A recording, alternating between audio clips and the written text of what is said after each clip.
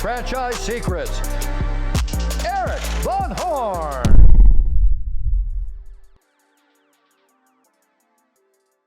If you're not a part of the Franchise Secrets Facebook group, what are you waiting for?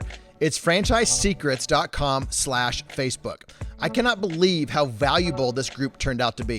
When someone asks a question, the feedback is honest, authentic, very helpful, and it's from multiple perspectives. If you're not sure that you're getting the most accurate information about franchising, then check out the largest, most helpful Facebook group in all of franchising.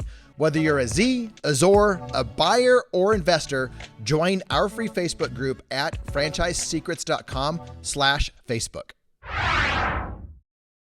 Hey, in this episode of Franchise Secrets, I have my friend Roland Frasier on. Roland's a mentor too. I've learned so much from Roland over the years. He's a favorite of mastermind members. Anytime I tell people that I have Roland coming in to speak about anything, people join.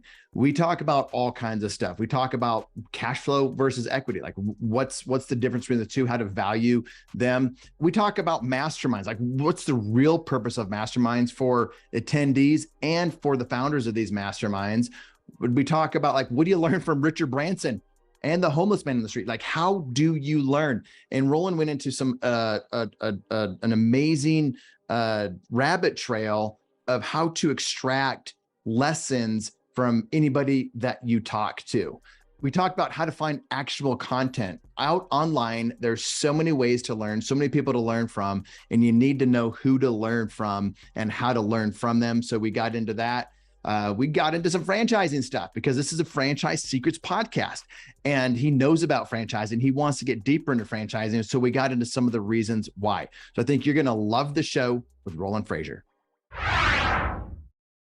Roland, welcome back to the podcast. You are one of the favorites, probably most requested guests that I get, both on the podcast and like in my mastermind. So thanks for coming on again.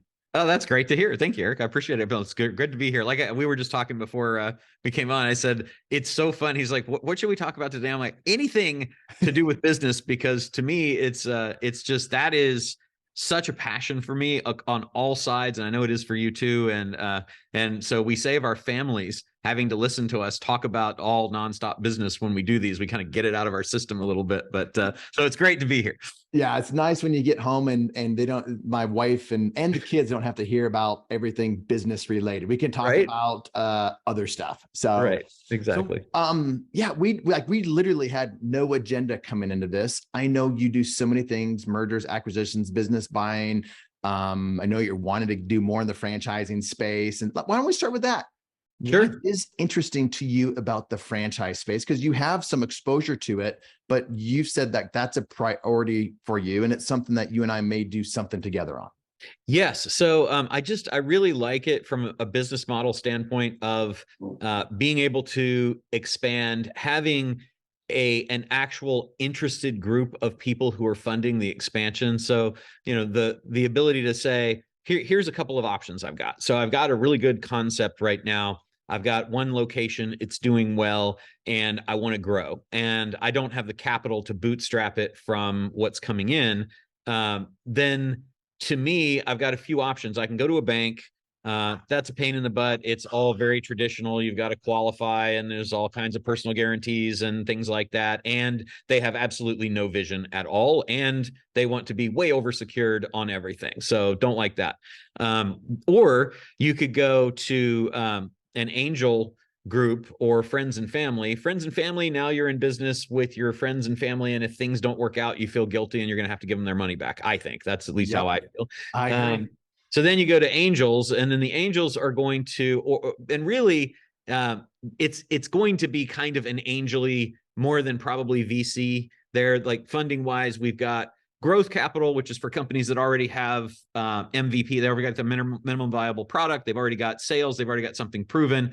On the expansion, which we don't when we're starting to go into this, franchisor role. And so we're out of growth capital, which I actually do like, and we're down into VCs and angels. And the expense of that money is just so great that you're giving up.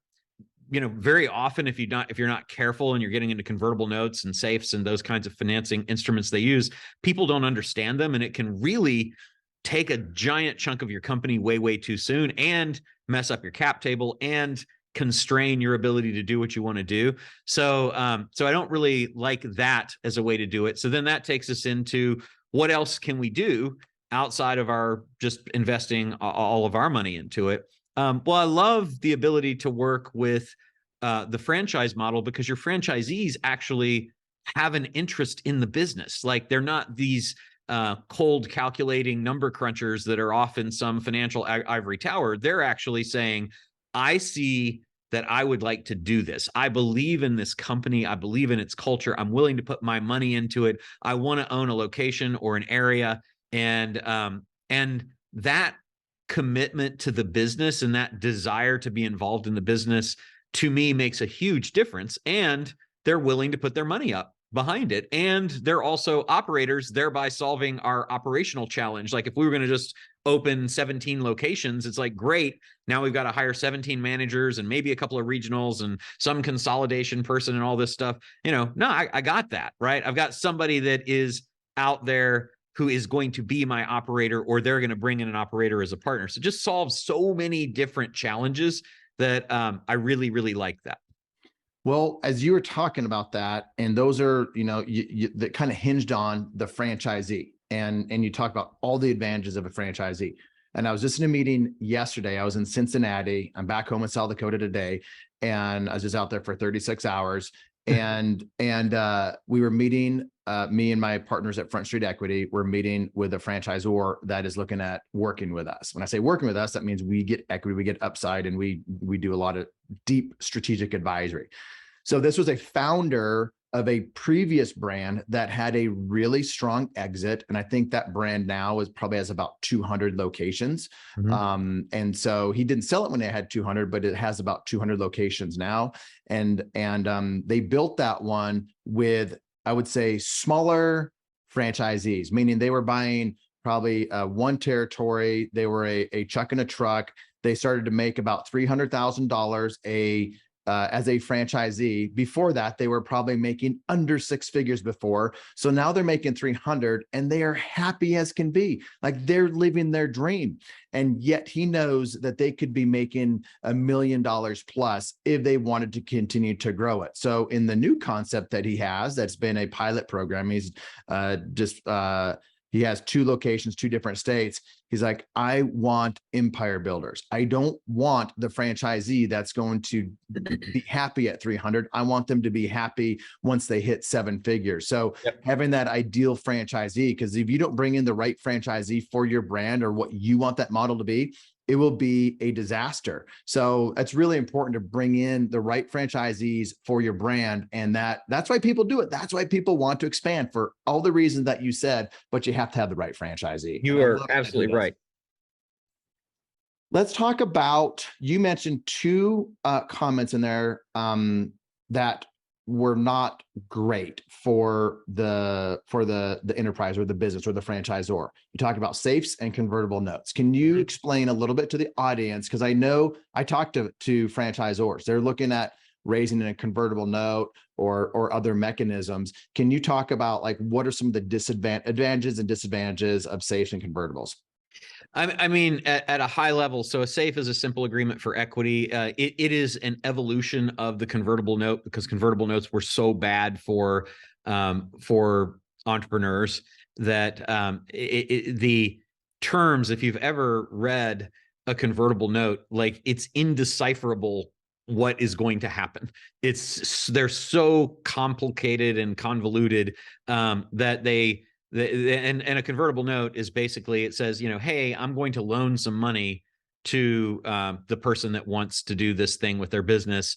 And at some point, I have the ability to convert my loan into equity in the company on some bizarre calculation that again, no one understands. The challenge with that is that it can really become way too much equity and dilute the original founders down to far less ownership than they should have been able, than they would have even owned if they'd have just gone out and sold straight equity.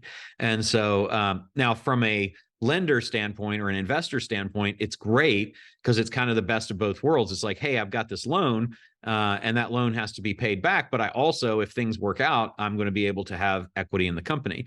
So they evolved from the convertible note into safes because it was so not fair to the owner, because we don't know what the valuation is going to be. We don't know how much we should give away. And so they came up with this idea of, well, we're going to do this simple agreement that is basically says, we don't know what it's going to be worth, but we're going to kind of play it as, as we go. And so both of those effectively get you capital for your business to grow, but they're going to cost you equity, and it might cost you significantly more equity than if you could just bootstrap along to start with. And that's the other thing to me is, like, I think a lot of, and this is a personal thing, so it's not this isn't like the general belief out in the world. So that's my disclaimer. But it's, to me, if you can't bootstrap your business to 2 locations, then I don't think it makes a good idea for a franchise. Like, I like to see that we've got a product, we've got sales, we've found our starving crowd that wants our product, and we're able to have systems in place that allow us to operate at a profit. We are able to open a secondary location and operate that at a profit. And then let's talk about, like, if we need money to expand, let's see what that looks like. But I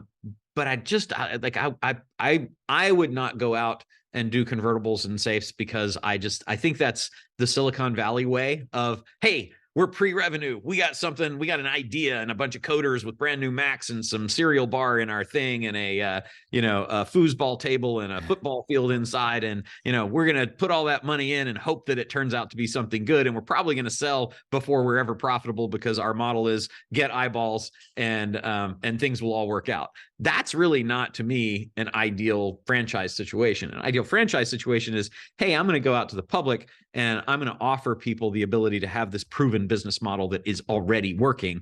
And if you've got that, then I just don't think you need to go that way with those other things. But that's a very, very biased, personal, experienced, opinion. So would you say those are better for moonshots? Is Yes. that why? Yes. Good framing on that.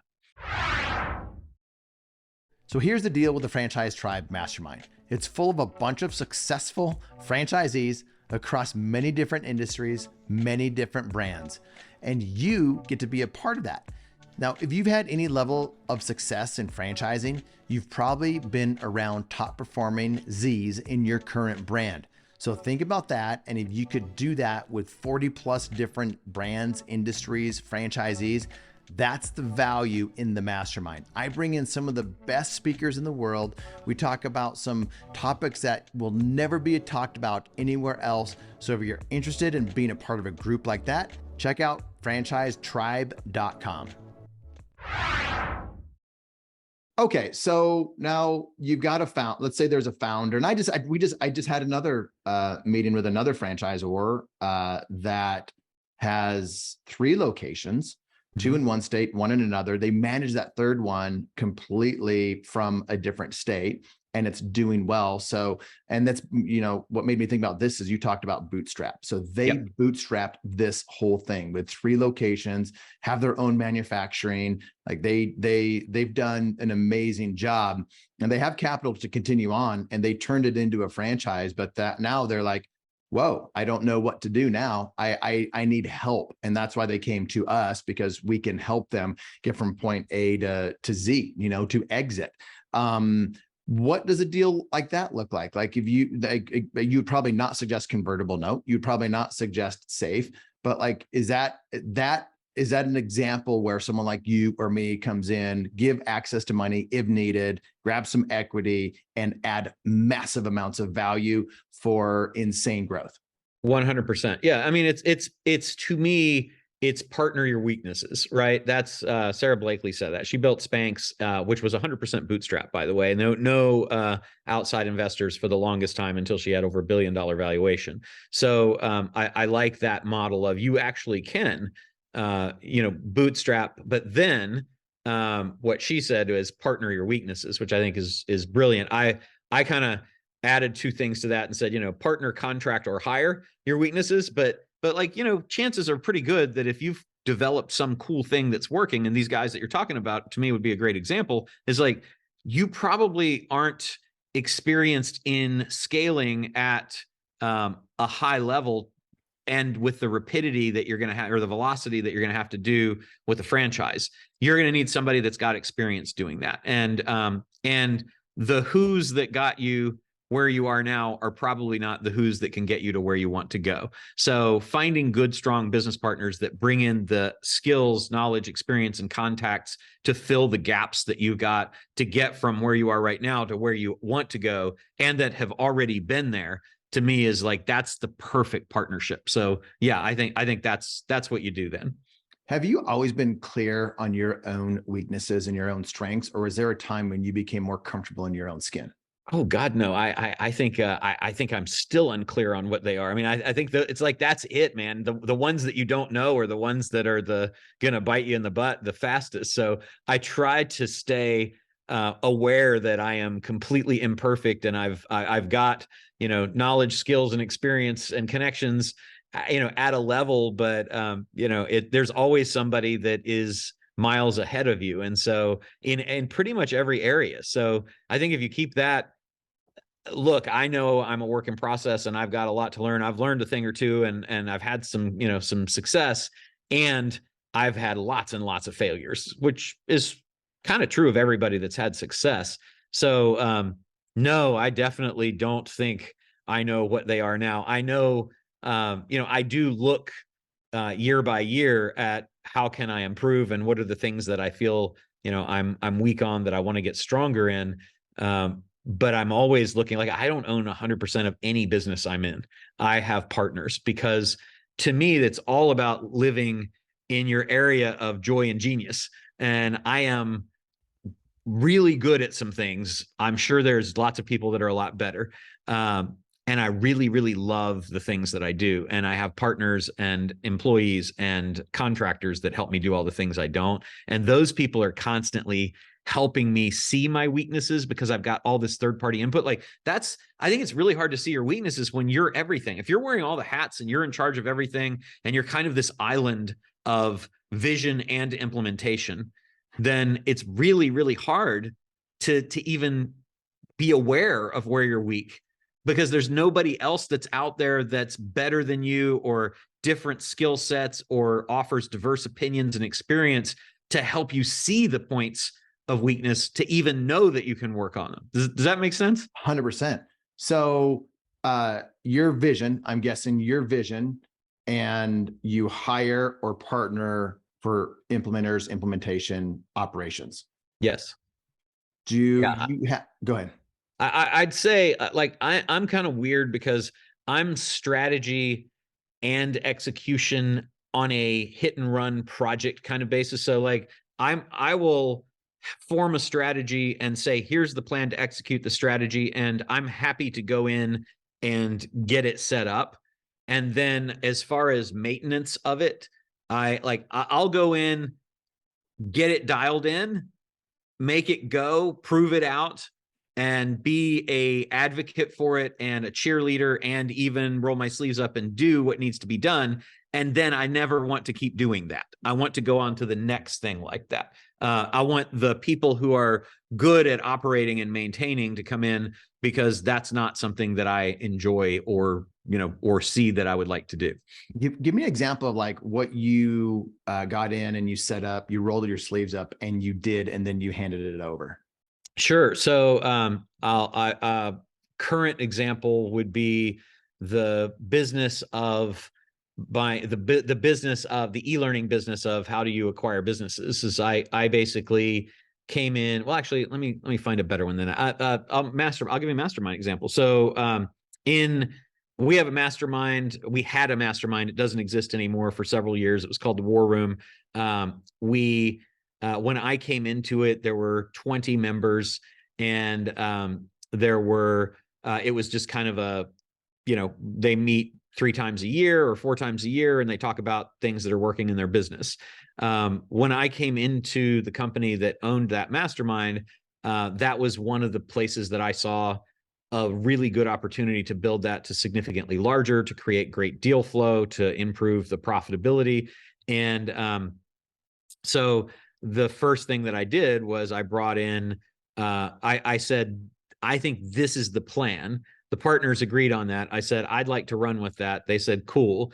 And then I brought in an operator who was able to do all of the things that needed to be done to execute. She was able to hire the people that needed to be hired to support the people in the mastermind. Mastermind, you remember it, right? You know it well. And so I had the vision of this can be significantly bigger. And so we built that to 200 members. We tried a couple of different things. We had a couple of levels when I first came in that we tried, a lower level, higher level, decided the lower level people were too much hassle to work with and didn't lead to deals, which was the overall objective of having the mastermind.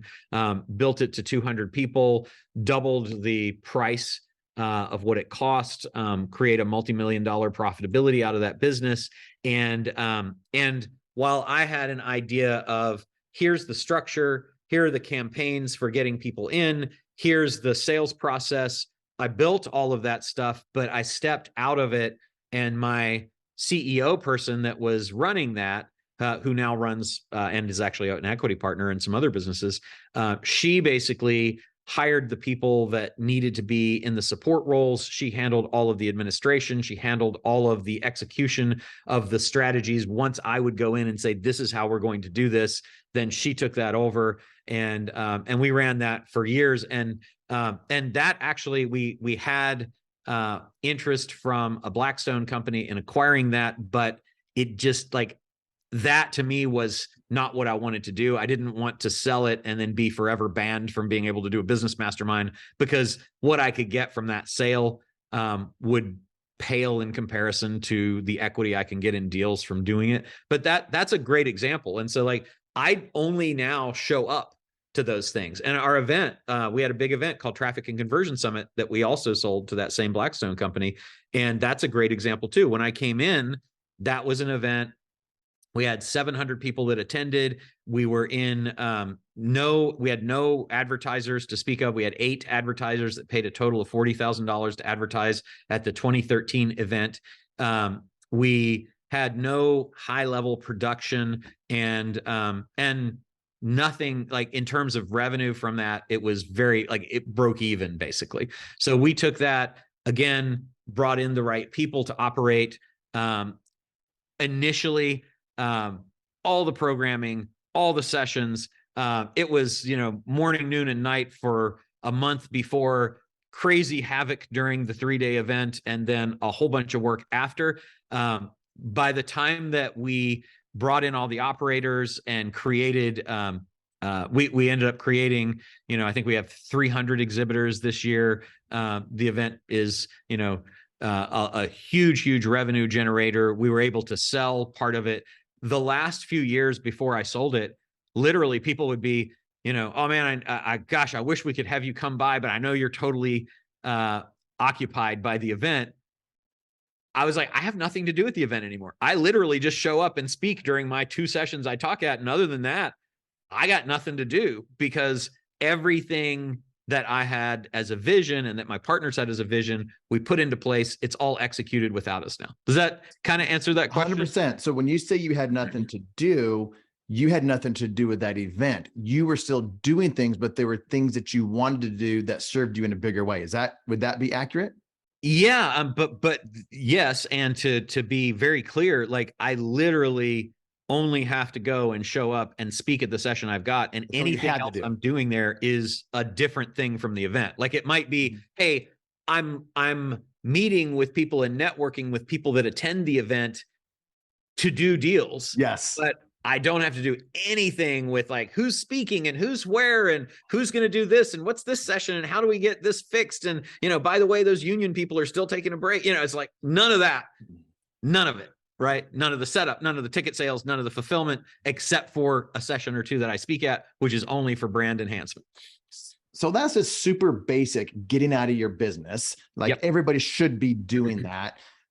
What we're talking about here, what you set up, and I've learned it from you and some others watching, is what's the real purpose of the thing that I'm doing? So 1, do I enjoy what I'm doing? Whatever it is that I'm doing, about 2 years ago, I have a big list of things I don't want to do anymore. And I just stopped doing them. Phone calls, certain emails, just everything that I don't get enjoyment out, I stopped doing. And then I started creating these masterminds, and I knew there was a bigger purpose for all of them. It wasn't just to have some cash come in. Like you said, yours was worth, you're making multiple millions out of that entity. So it was a tens of millions of dollar thing that we decided not to sell because of the opportunity elsewhere. Because there's better opportunity elsewhere. So I've got this franchisee mastermind. I don't really have opportunities with franchisees, although I am partnering with franchisees that are in my franchisee mastermind that are successful with one brand. They're proven multi-unit operators, and I'm partnering with them on expansion. So proven brand, proven operators. I'm growing with them. So yes, that one I did. But let me interrupt for half a second. So on that, and maybe you're doing it, and maybe that's what you're saying is, I definitely think that with those franchisees, that if you say, what's our intention with this mastermind? And then you say, just like you were talking about, when you get your franchisee to operate, you want the one that wants multiple expansions and is interested in doing a lot more than just having one store and a job. The same thing to me, like that acquisition criteria would apply for members of your mastermind. Cause I'd say, look, I want, Magic Johnson and Shaq as like, they own hundreds of franchises, right? I want those guys that are looking to do that. When I was practicing law, I had people that had, 200 Little Caesars franchises as clients. It's like, so I would think that in thinking about where's my opportunity in the franchisee mastermind, the opportunity is that if my requirement is that you have the capital, the experience, and the desire, and then quantify each of those things. So that what's capital? You need to have at least $1 million that's ready to deploy, whether by loan or equity. What about experience? You need to have owned at least 5 franchises or more in the past in order to be a member. And what's my desire? My desire is to deploy my capital and my experience in a way that makes the most sense to grow to 100 franchises, or 50. What's my aspirational goal? If that then becomes the focus of that mastermind, then you say, what we do in this mastermind is we help people grow from a few units to 50, 100, 1,000. And our team works with you. And my goal in having that mastermind now with those people is we come in and we partner with you to help you make that happen. So the mastermind gives you the peer group, but then giving us equity in your franchise acquisition company that is going to be doing that expansion, that's what we get our equity for. And that would be quite profitable, I think, from that mastermind standpoint. I like that. I need to reframe some things in that mastermind because that helps me think bigger with that and think differently with that. And that's just an example, everyone listening, of having smart mentors that can see something that you've already been doing. I verbalized it, and someone like Roland comes in and be like, have you thought about this? And this is a way to think about this differently, do it differently. And the outcome of that, the output is way, way better, way bigger. And that doesn't sound like a lot of work for me either. No, it doesn't. And now I want to be part of that mastermind.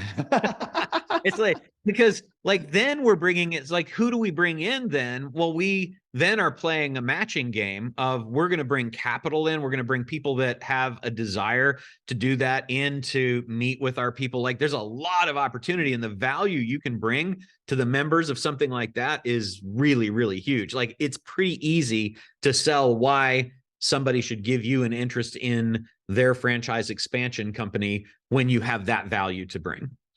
Well, I think I need to raise the prices drastically on that, but also have different deliverables for that. And it's do I want to put my time there? So if I did, that's probably the way to go. I might test it out with my low price. It's only $197 a month right now, Roland, for that. I don't do any live events, but it's only $197 a month. So then that's a different price point, right? That's a different thing. But yes, I have some amazing people in there, but But yeah, so I could do that, and it could be a conference setting too, where I do something like that, where I've got the audience and I do a conference, and I've got I might piggyback off of some other conferences in the franchising space. Like they have the International Franchise Association in Vegas coming up next month. It'd be a good piggyback off of that. It would, and I think there's a lot of opportunity there, and even to do a sub event around that event so that everybody's coming. You could schedule an event that was before, during, or after that event. You could start with a hospitality suite and have small meetings that were 15 to 20 people that you really wanted to get, that you sent invitations to come up there. I would have the price be more, because if it's not, if it's not north of 20 grand to be a part of it, it's not going to filter out the people that don't have the ability to do what you want to do. But that, like we were talking about, maybe a franchisor mastermind, that might be the ultimate way to do that. Because maybe you keep the one that you've got because you like it and you like the people, and it generates profit. Let me stop you there, because I want you to keep that thought. So I'll just do a little framing for the audience. So I've got the franchisee mastermind, $200 a month, really easy for people to get into it. It's and for them to stay, because there's a lot of value for $200 a month in that. Then I've got the franchisor mastermind, which is $2,000 a month currently, and that one, I already have one, possibly two partnership deals out of equity deals because of that mastermind. And that's the one that I think there's a lot of opportunity with. Having the franchisee mastermind is influence. And I have a lot of influence with franchisees there. And I've been able to help a lot of those franchisees have purchased not a lot. Some of those franchisees have purchased franchises with the brands that I have equity in. So there's influence there. Franchisors like that. The podcast and Roland, one of my brands that I've got equity in, Advisory Shares, they were on the podcast one time, and they have over 10 or more franchisees came in from that one podcast, and they collected, I know it was north of $1 million in franchise fees from that one podcast. So franchisors start to see the impact of the influence. And so that's why I think that franchisor mastermind is a gold mine for the franchisors to get really good value out of it, but also me and the things that I'm looking to do. So go ahead and give me your brilliance on that. Well, so I think all that is key. Like all of the things that you're building that and have built that creates the authority and gives back and serves the audiences in such a great way, like you do, is valuable and helpful towards kind of this next evolution of what you might do. But as we were talking, what I thought was, what would really be great, and this is definitely something that would be fun to do together, is to not make it a franchisor mastermind, but to make it a franchise mastermind. And you would have franchisors, and you would have high-level franchisees that were master franchisees or people that had multi-locations. And then the goal is, how do we run our multi-location franchisee businesses better? How do we find the good opportunities? How do we work with our franchisors? How do we build those businesses and exit them and fund them? And then the franchisors that are there also, basically you're creating a network effect with the two-sided marketplace in the mastermind itself. The franchisors are there to find out, how do we be better franchisors? How do we serve franchisees? How do we attract these major master franchise multi-location people already that we want to attract? Well, they're in the room. There's nobody better to tell you how to attract them than to have them there. And by the way, there's probably deals to be done there. And then you're in the middle of all of that.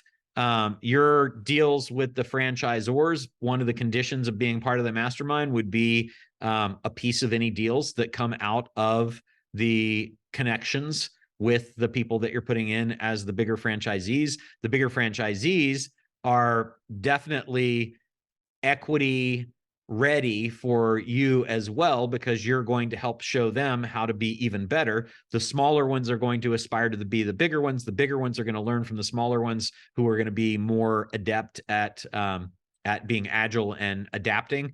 And then all of that wonderful mastermind goodness of them kind of marinating in each other's challenges and successes helps all of them. And you're in the middle of for equity in all of it. That sounds like a really cool, that's a big play, I think. That sounds like a lot of fun. I like the sounds of that price point, because a lot of people, they're not used to masterminds. They're not used to paying for coaching and things like that. They think $200 a month is too expensive. What do you think a price point on that would be? I think it's $30,000 to $50,000 a year, and it's to me, price is just a question of communicating value. So the people that are paying the $200 a month, if you said to them, everybody that comes into this mastermind who pays $200 a month generates $400,000 on average within the first 2 years of belonging. So that's a $200 a month times two, $4,800 investment over a 2-year period to get a $400,000 average return. There's no question it's the value proposition. And I don't think any of those people would have problem borrowing and stealing to get the 30,000 or 50,000 that it took to be a member of that. And I'm not suggesting that you do that, right? But it's a communication of value. So if we're saying, look, here's who you're in the room with, here's what the criteria to become a member, to this thing is. It's just as important the people who aren't in this room as who is in the room. The people who aren't in the room are the people who are thinking small, that think $200 is too much. The people who are in this room, who are making the investment in themselves, and the only way that we're willing to let you come into this room in this world is to invest in yourself. If you can't show us that you're willing to do that, then you're just not a fit mentally, mindset-wise, for kind of getting to the point we want. We want players only.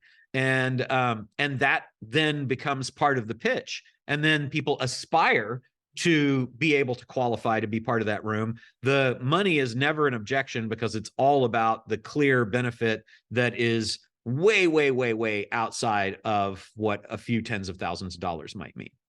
So talk about live events and in the mastermind. Like, how important are live events? And I think there's difference between coaching, group coaching, and masterminds. And maybe we could talk about that at some point, or just talk about the importance of live events and why do 3 live events a year. Yeah. So I look at it as there's individual one-on-one coaching, there's group coaching, there's masterminds, which is just basically getting peers together to share what's working. And then there's an actual event that typically has a hook or a purpose to it that might not be related to a mastermind, like a trade show or a conference. And there's different types as well. There's the expo, which is designed really just to get a bunch of great suppliers together in one place for your crowd to come and have the ability to see what all they have to offer. And then there's the summit, which is more of a content-based, we're all coming together here to learn cool things from people that we would like to learn from. So then all of those things, the live in-person versus, there's also in-person versus virtual, because there can be live virtual and live in-person. I'm speaking only to live in-person events, and really only to mastermind and summit. And the benefit of those things is that face-to-face, people who go to a live event are invested in the live event. They've spent the money to buy the ticket. They've spent probably more money to travel and stay at the event. And they've given up the opportunity to be at the place that they work or with their families doing the things that they need to do or want to do, to have a dedicated, carved out time that's allocated to this event. And when you get those people, their mindset is really around, I've made this investment and I'm here to do whatever it is that this event is about. So if this event is about sharing, being vulnerable, being open, saying this is what's working, and learning from others, all of the same things, then that commitment to being there and the effort that they made and the investment that they made puts them in a different state where they're far more receptive to do that. I mean, it really does take people out of, it takes them out of whatever scarcity they're facing right now, and puts them into a mindset and collective of abundance and goal-based achievement, So I just don't like, there's no place that I've seen across all of those things, and I've done them all and I do them all. But those are special. The place that people get, and the networking, but beyond networking, the relationship building that you do in those places, I haven't seen anything like it. Attention franchisors, if you are not bringing in many of the right franchisees, sales are slow. It's stealing too much of your time as a founder trying to award franchises to the right franchisee. There's a better way to do it. That's why I started the Franchise Sales Mentor. If you want to have access to the information, the techniques, the ways that the best franchise sales organizations are awarding franchisees, then you might want to check out the Franchise Sales Mentor. The reasons that franchisors join is because they want access. They want access to my Rolodex. They want access to my connections. They want access to shortcut both short-term and long-term success to increase enterprise value to their brand. Let's shift gears a little bit, and I want to pick your brain without paying for it, on like who to learn from and what to learn from those that you want to learn from. Meaning, like, you've got Sarah Blakely, you've got Richard Branson, you've got these characters that have built massive businesses, and then maybe you've got like an Alex Ramosi or you know, or somebody else that is not at their level that wants to get to their level. And then there's people below Alex that were at his place a few years ago. Like, how do you, not you personally, but how does an entrepreneur, a franchisee, a franchisor, pick who they want to learn from and not go too high in the food chain and not go too low? That's a really great question. I think that my perspective is that there is something to be learned from everyone everywhere. So the homeless person on the street who is, or unhoused, I think we call them now, right? The unhoused person that's on the street who doesn't have anything, having a conversation with that person, you have something you can learn from that. And having one with Richard Branson, you have something you can learn from that.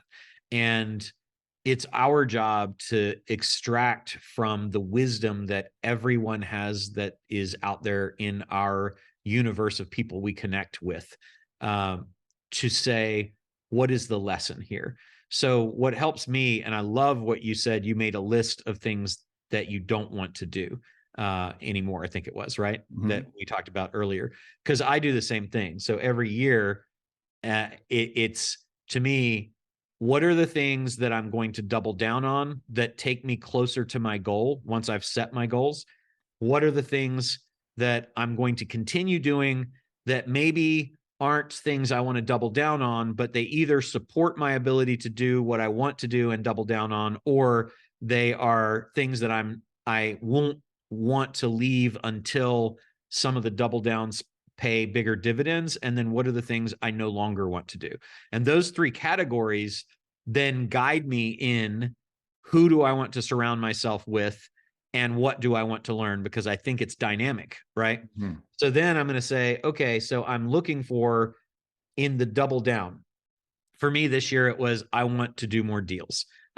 There's nothing more profitable. There's nothing more fun than the deals. So it's double down time on those deals. So what takes me closer to that is going to be, in the learning universe, is who operates now at a level that I am not yet at, that I would like to be at, and in what categories should I be thinking about that. So I can look at Richard Branson and say, he is a diversified investor who is a principal in all of the businesses that he's in. He's bootstrapped, he's crowdfunded, he has used and leveraged celebrity, he's partnered with big financial organizations. That all sounds really, really good to me. So now I could look and say, okay, well, if that's my high-end model of where I want to get, then I can break down each of those things that I just mentioned and say, so who do I learn from to get better at celebrity? Who do I learn from to get better at partnerships with larger financial institutions? Who do I learn from for crowdfunding? Who do I learn? Just through all of those things. Now I'm going to say, let me identify my mentors for this year. My mentors for this year are people that I can meet with in person and connect with and get benefit from connections, but they're also people that I can watch and consume the content that they've got, whether it's videos or TikToks or a book that they've read or a blog or whatever, Twitter, which I have tried to get on more because there's a lot of great knowledge that's shared on Twitter in very, very focused threads and tweet storms that people that I respect are putting out there. So then it's filtering that and saying, maybe I don't identify with the messenger, but I do want to focus on the message. So even though I might not relate to what, a particular TikToker is putting out, if it's not BS and it's somebody that's actually done what I want to do in that niche of what I want to learn, then that's who I'm going to decide to learn from. So one great example would be, I decided in December, I wanted to learn ChatGPT, and it's, AI, super, super buzz and everything. And so I said, okay, what are the sources that I can get that information from? Who are the people I can connect with directly? Who are the people that know what I don't? And what are the channels that they're communicating on? And then I rabidly, voraciously sign up for every possible thing that I can from all of those people, and then go from a subtractive method to say, this is the universe of everybody that might be good for me. And now a week in, here's the people that really are just talking about themselves and stuff that doesn't matter. Or I don't really connect with people that are like, and here's all the potential applications in the future. I'm like, I don't care about that. I care about what are we doing right now, right? Nothing wrong with those future people. Just, I don't know a lot of them that have a lot of money. So then I'm going to say, okay, so I got rid of those people that aren't a fit. Now these people are interesting. Who has the ability to fill gaps in the knowledge that I've got in this one thing that I want to learn, which ultimately I'm going to apply to everything else I do. And then that I'm just whittling down. So my 100 newsletters that I subscribed to, it's now down to about 22 in that area, right? And it'll probably go down to about 8. And that's just kind of, and I do that across each of those forms of media. And then that becomes the diet that I am consuming of content that's going to advance me towards the goals that I set during the previous year. And in each of the narrow things that help me get to be closer to the place that I want to be. Is that overly complicated? That was great. I'm so glad I asked you that question, because the way that you learn, the way that you are intentional about it, and you just gave the playbook on how to do it. Because you give the example with ChatGPT, and so that was perfect. And you have to get how do you filter out between those that are self-serving or they just are not as smart as they say they are? Because there's so many people out there that have just different agendas and they're not really good at what they say they're good at. And how do you quickly identify if you're dealing with someone that's very knowledgeable on the subject or not?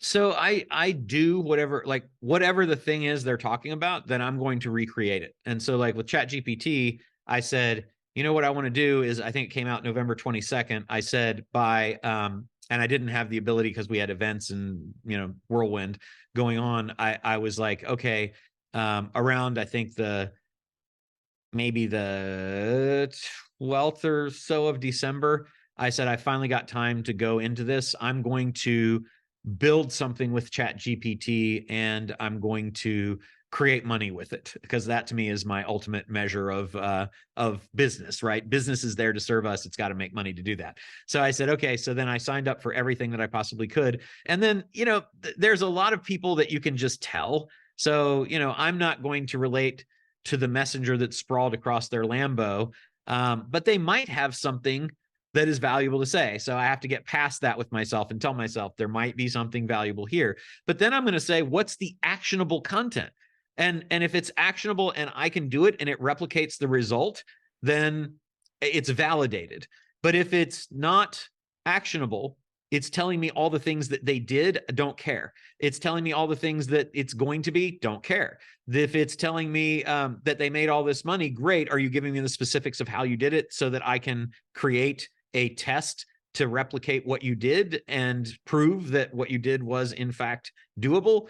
Great. If I can't, then out, right? So it's really just, where's my action step to get me to the next level? So I did that. And then on December 24th, I was like, okay, I'm going to take all my limited chat GPT knowledge, and I'm going to create a AI program on chat GPT based on everything that I've learned. So I had the AI write the course, write the headline, write the ads, write the sequence of emails. Everything was written by chat GPT. I did very, very minimal modification. I put it out there. I bought the ads, and then I ran it between December 25th and New Year's Eve. I sold $250,000 worth of that course during that time. I validated the people who were telling me things that were great. I invalidated the people that were telling me things that weren't. That now gave me, I got paid $250,000 to learn how to do that. I then applied that, what I learned from doing that, to testing, can I use chat GPT to drive consulting? And I did that and generated another $252,000 in recurring revenue with 21 people that were paying $1,000 a month that I got over 1 week using AI to run my ads to do a consulting thing that I generated using chat GPT. So I got paid $500,000. Now, I didn't get paid, in fairness, the recurring revenue was like $21,000 a month. So I didn't get paid $500,000, but I will. But I was able to take that and validate really quickly who of those people are full of crap, you know, because a lot of people lie. And who of those people actually have something I can use? Because if I can't use it, or it doesn't enhance my overall understanding of the model of what I'm trying to do, then it's not going to serve me, and I need to get it out because it's clutter and it's taking up room that I could take something that would be more valuable to serve me and put into that, you know, to my own computer. Does that make sense? It makes complete sense. And just for everyone listening, like there are people in the franchising space, there are people in the digital marketing space, the crypto space. There are people that know what they're doing, and they're really good at giving you actionable content. Roland mentioned actionable content. Yeah.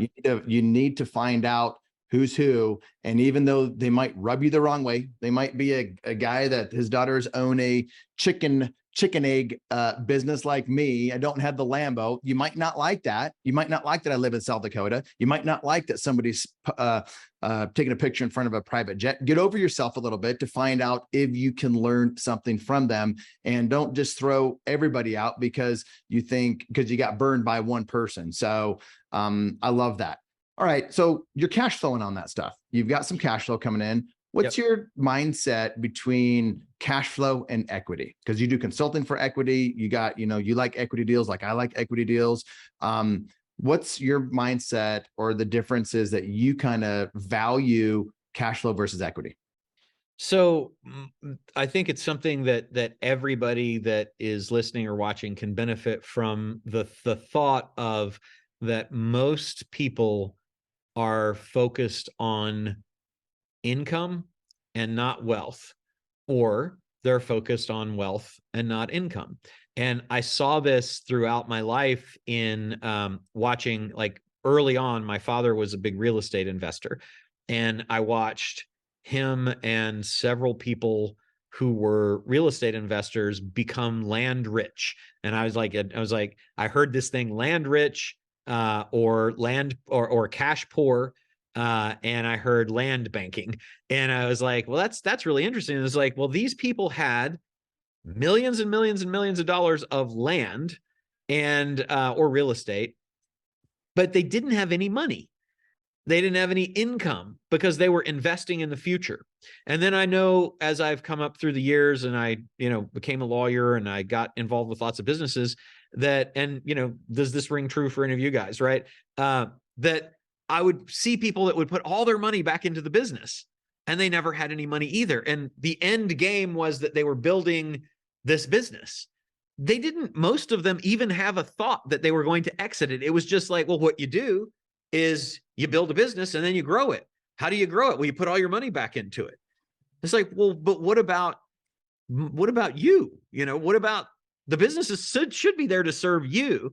And so I saw people that were focused on wealth. And then I have lots of friends that are, big names that you would all know of, that have no wealth, but they make a ton of money. They make millions of dollars a year, but they have a very high level lifestyle, and they're not building any assets. They are still dancing bears. Even Tony Robbins said this years ago when he was getting ready to write Money Master the Game, is he said, I'm a dancing bear. And as long as I'm out on stage doing 200 and some events a year, people are throwing a lot of money at me. But if I want to build true wealth, I've got to think about wealth, not just income. So I think that the key is thinking that you've got to think about the short and the long. The short is income, the long is wealth. And if you focus too much on either one of those, you will either be broke in the end, or you'll be broke right now. I prefer not to be broke at any time. So the way to do that is to say, what are the things that will provide me with the income that I need to do the things that I want, and to create an ability to invest in other things and have an emergency fund to draw on should anything bad happen? And what can I do to build wealth? They are not mutually exclusive. You can potentially acquire a business or own a business. That could be a franchise, or it could be something else, that or an investment that throws off income that's also appreciating in value. But if you can't do that, and that's the ideal, but if right now you're looking and saying, well, I've got one or the other, I guess that would be it. I'd say, what do you have right now? Do you have the income that you want and need? And do you have the wealth that you want to do and need to do the things that you want? If you don't, then what do you need to do in each of those two categories to up your game, to move in the direction that you want to move in? And is it possible to do it in a not mutually exclusive way? And if you've got really strong wealth right now, then I'd say you want to focus on your income game. And if you've got really strong income right now, but you're kind of a dancing bear and you don't have a lot of wealth assets, then I'd say you want to kind of focus on your wealth game. And then, can I use what I've got in that I'm strong in right now to create the thing that I don't have, whether it's wealth or income? And then balance those out so that you ultimately get to some sort of equilibrium that is the mix that's ideal for you. But you have to do both, I think, to be fulfilled, happy, and stress-free as you go through whatever business journey you're going through. Stress-free. I like that. My stress has gone way down over the years because of decisions that I've made, partly because of what you just said. And there's freedom when you are not going into an economy like we're going into, and you can go into it stress-free. That's amazing. We've got to go. I'm going to hop on your podcast. What's the podcast name? It is Business Lunch. And is that the one that does Ryan come on that one with you, or is there? He does. I listened to those. I can't remember which one it was, but obviously it was Business Lunch. But I remember you and Ryan are doing more kind of shows together, or at least those are the ones I'm listening to. And I think they're a lot of fun. It's fun to hear you and Ryan. We're talking about Ryan Dice on that. So yeah. I can't wait to get on that with you. Tell people a bit about that podcast if you want, and how to find you. Sure. Thank you. I appreciate that. So it's businesslunchpodcast.com is the site for the podcast, but the podcast is Business Lunch. And as Erik said, my business partner in a lot of the businesses I have, Ryan Dice, and I will get on there very frequently and just talk as if we were having lunch together. And then we also have really smart people like Erik on to also say, this is kind of like if we were having lunch with Erik, the things that we would be talking about. And we talk about business growth. We talk about marketing. We talk about opportunities. We talk about systems, all kinds of things, anything business is fair game. Basically the entire conversation that my family would like me to not have at dinner. So if that sounds interesting, we'd love to have you guys come in and check it out. So who are some of the big name guests? I mean, you've had Erik Van Horn on, and I think they get bigger from there. So who are some of the big name guests that you've had? If I was going to kind of go with my top few people that I've had on that I'd say were the most well-known and smartest, I'd say Richard Branson, Arnold Schwarzenegger, Sarah Blakely, Erik Van Horn, Damon John, Marcus Lemonis, that's a good list of people, but also a lot of people, like us that are, well, at least, like me, I'm not quite up there, in that category, but that are doing really cool things. And so it's not just like, listen to famous people and talk about how successful they are. We really dive down into, what are they thinking? How do they do it? And how does it apply to you? Because that's what I want to hear. That's what you want to hear, right? How do I actually take this and do this instead of just going, oh, that's really cool that, you went out in space and, that's probably not something I'm going to do, tomorrow. And Roland actually prepares for these things. He's really good at interviewing, really good at extracting that, you said it before, actionable content, actionable things that, you're not going to hear them talk about just anywhere else. So I definitely put Business Lunch podcast on your podcast favorites for sure. All right, Roland, appreciate you, man. Thank you. Appreciate you having me here. Thanks for listening to this episode of the Franchise Secrets Podcast. Whether you're watching or listening, please make sure to subscribe to my YouTube channel and to whatever channel you're listening on. If you want my help with anything from buying a franchise to franchising your business, please visit franchisesecrets.com.